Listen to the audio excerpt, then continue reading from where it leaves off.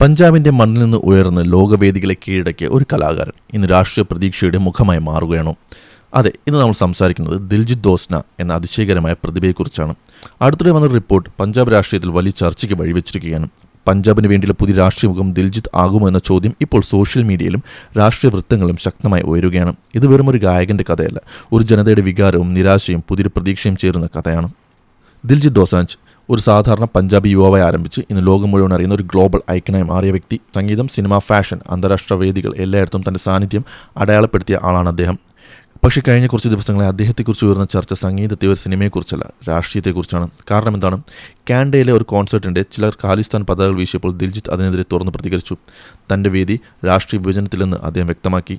അതേസമയം ഇന്ത്യയിലെ ചിലർ അദ്ദേഹത്തെ ഖാലിസ്ഥാനി എന്ന് വിളിക്കുമ്പോൾ വിദേശത്തെ ചിലർ ഇന്ത്യക്കാരൻ എന്ന് വിളിച്ച് ആക്രമിക്കുന്ന അവസ്ഥയും അദ്ദേഹം തുറന്നു പറഞ്ഞിരുന്നു. അതാണ് ജനങ്ങളെ കൂടുതൽ ആകർഷിച്ചത്. കാരണം പലർക്കും തോന്നിയത് ദിൽജിത്ത് രാഷ്ട്രീയ അജണ്ടകൾക്കിടയിൽപ്പെടാതെ പഞ്ചാബിൻ്റെ അഭിമാനത്തെ മാത്രം സംസാരിക്കുന്ന ആളാണ് എന്നാണ്.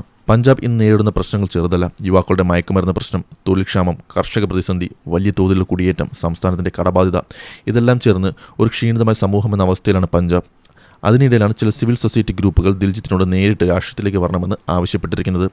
റിപ്പോർട്ടുകൾ പ്രകാരം ജാഗോ പഞ്ചാബ് മഞ്ച് എന്ന സംഘടനയിലെ ചിലർ ദിൽജിത്ത് പോലൊരു മുഖമാണ് ഇപ്പോൾ പഞ്ചാബിന് ആവശ്യമെന്ന് പറയുന്നു. അവരുടെ വാദം വളരെ കൗതുകകരമാണ്. അധികാരം തേടി നടക്കുന്ന നേതാവല്ല ദിൽജിത്ത്, അതുകൊണ്ട് തന്നെ അദ്ദേഹം അധികാരത്തിന് യോഗ്യനാണ്. ഇതാണ് അവരുടെ ആശയം. ഇത് കേൾക്കുമ്പോൾ ഇന്ത്യയിലെ പല സംസ്ഥാനങ്ങളും സിനിമാ താരങ്ങൾ രാഷ്ട്രീയത്തിലേക്ക് എത്തിയ ചരിത്രം നമ്മൾ ഓർക്കും.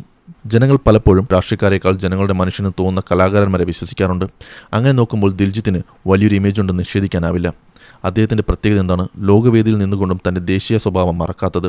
മെറ്റ് ഗാല പോലുള്ള അന്താരാഷ്ട്ര ഫാഷൻ വേദികൾ പോലും പഞ്ചാബി സംസ്കാരത്തെ അഭിമാനത്തോടെ അവതരിപ്പിച്ച ആളാണ് ദിൽജിത്ത്. ഒരു വശത്ത് ഹോളിവുഡ് താരങ്ങൾക്കൊപ്പം നിൽക്കുന്നു, മറുവശത്ത് ഇൻസ്റ്റഗ്രാമിൽ സാധാരണ ഗ്രാമീണ പഞ്ചാബി യുവാവിൻ്റെ ഭാഷയിൽ സംസാരിക്കുന്നു. ഈ കണക്ഷൻ തന്നെയാണ് അദ്ദേഹത്തെ ജനങ്ങളിൽ നിന്ന് വേറിട്ട് നിർത്തുന്നത്. ഇതുകൂടാതെ അദ്ദേഹത്തിൻ്റെ മാനുഷികതയും ആളുകളെ സ്വാധീനിക്കുന്നുണ്ട്. പക്ഷേ ഒരു വലിയ ചോദ്യം ബാക്കിയുണ്ട്. ദിൽജിത്ത് യഥാർത്ഥത്തിൽ രാഷ്ട്രീയത്തിലേക്ക് വരുമോ? ഇപ്പോൾ വരെ അതിന് യാതൊരു സൂചനയും അദ്ദേഹം നൽകിയിട്ടില്ല. റിപ്പോർട്ടുകൾ പ്രകാരം അദ്ദേഹം രാഷ്ട്രീയ പ്രവേശനത്തെക്കുറിച്ച് ഒന്നും പറഞ്ഞിട്ടില്ല.